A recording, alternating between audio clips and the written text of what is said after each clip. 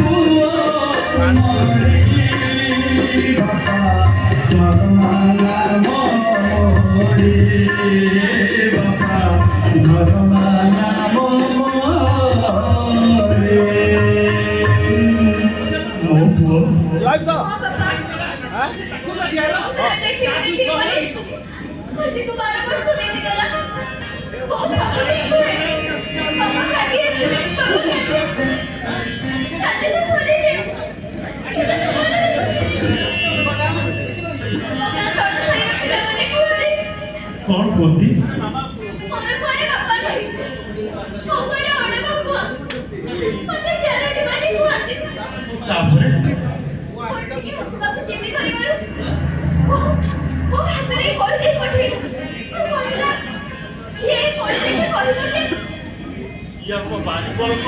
सही तो बापा दरमा दरमा दरमा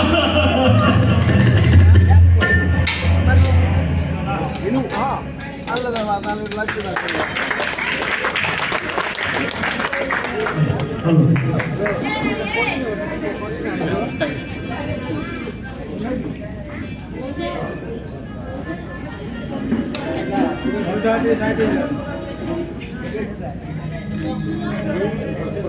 अरे मंदिर निकटरे जाऊनांती कहार तो देखा जाए मंदिर निकटरे ना समस्ते गले कुआड़े ए कालिया ए गोविंदा ए भास्कर ए रामो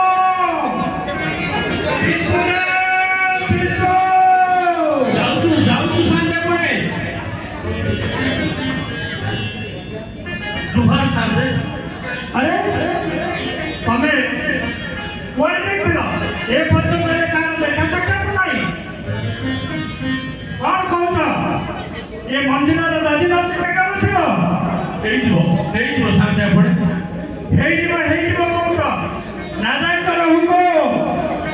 ଯଦି କାଲି ଭିତରେ ଏ ମନ୍ଦିରର ଦଧିନଉତି ନ ବସେ ତାହେଲେ ହେଇଯିବ କାଲି ହେଇଯିବ ସାଙ୍ଗେ କାଲି ହେଇଯିବ ହଉ ଯଦି କାଲି ମନ୍ଦିରର ଦଧିନଉତି ନ ବସେ ତାହେଲେ ଏଥିପାଇଁ 1200 ବଢେଇ ନାହିଁ। ହେଇଯିବ ସାଙ୍ଗେ ଆପଣ ହେଇଯିବ ମୁଁ ତାହେଲେ ଆସୁଛି ରାମୁ ଆଉ ବିଶୁ କାଲି ଦିନକ ଭିତରେ ଏ କୋଣାର୍କର ଦଧିନଉତି ବସାଅ ନହେଲେ ତାପରେ କଣ ହବ?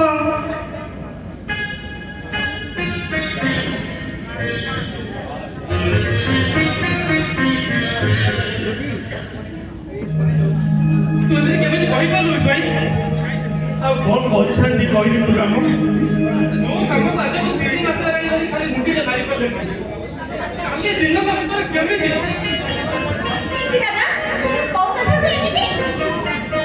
ଆରେ ତୁ ପିଲା ଲୋକ ତୁ ସେଥିରୁ କଣ ପାଇବୁ? ହଁ ପୁଅ କାଲି ଦିନକ ଭିତରେ ଯଦି ମନ୍ଦିରର ମୁଣ୍ଡି ନ ମରା ହୁଏ ତାହେଲେ ଆମ 1200 ବଢେଇକି ଆରେ ତୁ କେମିତି କହିପାରୁଛୁ ଯେ? ମୁଁ କରିପାରିବି ନା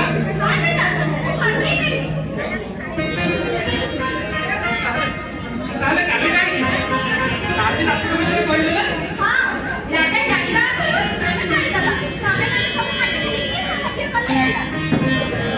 ତୁ କେମିତି କହିପାରୁଛୁ ରାମ? ମୋର ବିଶ୍ୱାସ ହଉନି ରେ।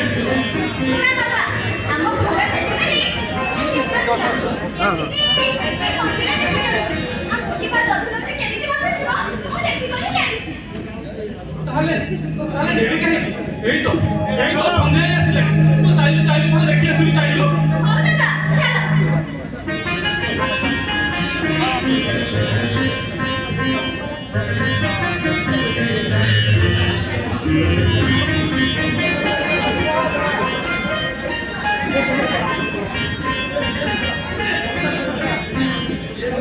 ବିଷୟ ତୁ ପୁଅ ନା କଣ କରୁଛୁ ମୋ ପୁଅ? ସେ ଭଲ ଅଛି ତ? ସେ ତୋ କହନା ବିଷୟ ପୁଅ ଆମ ମାନ ରଖେ ଦାଦା ତୁ ସତ କହୁଛୁ ରାମ? ତୋତେ କାହିଁକି ମିଛ କହିଲୁ ବିଷୟ ସେ ଦେଖୁ କହିଲା ଦାଦା ଏଇଟା ଏମିତି ଧର ସେଇଟା ସେମିତି ଧର ତାପରେ ତ ମୁହୂର୍ତ୍ତକେ କାମ ଶେଷ ଆଉ କଣ ତୁ ମିଛ କହୁଛୁ ତ? ତୋତେ ମିଛ କାହିଁକି କହିଲୁ ବିଷୟ ମୋର କଥା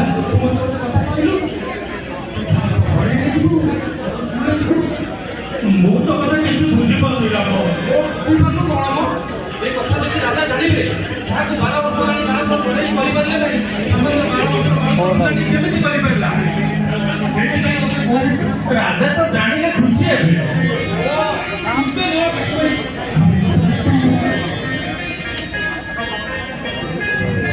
ସେଇଥିପାଇଁ ତତେ କହୁଥିଲି ତୁ ମତେ କହିଲୁ 1200 ବଢେଇରେ ଯିବି ରେ ରାମ।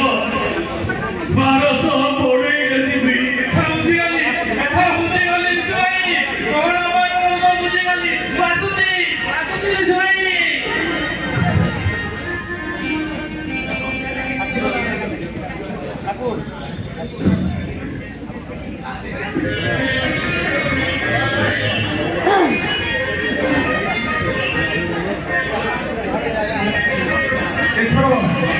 ଏଥର ତମେ କୁହ ସାମ୍ବାଦିକ ମୋ ପୁଅ ଧରମା କେମିତି ମରିପାରିବ? ନାରୀ ସାମ୍ବାଦିକ ତମେ ଯାହା ଭାବୁଛ ତାହା ଠିକ୍ ସେଇଆ ନୁହେଁ। ମୋ ପୁଅ ଧରମା ଠକି ପଡ଼ି ସେ କୋଣାର୍କ ମନ୍ଦିରର ଦଧିନଉତି ଉପରେ ଦିଗଣ ନିଦାରେ ଶୋଇଯାଇ ସେ ଫେରିବ ନିଶ୍ଚୟ ଫେରିବ।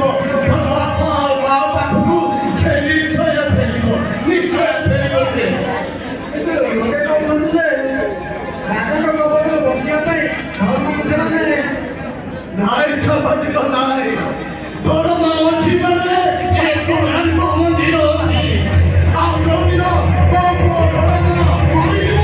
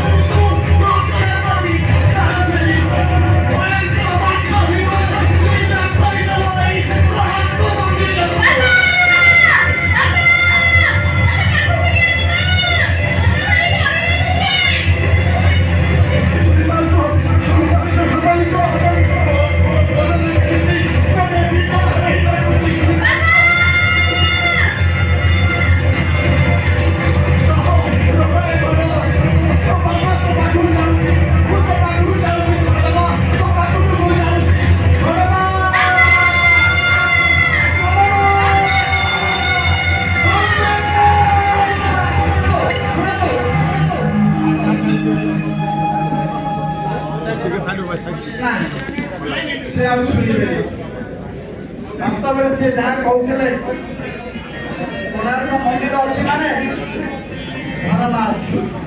ସତରେ ଧରମା ଏବେ ବି ବଞ୍ଚିଛି। ଧରମା ଏବେ ବି ବଞ୍ଚିଛି। ଭଲ ଅଛି ଧରମା ଏବେ ବି ବଞ୍ଚିଛି। କାଲି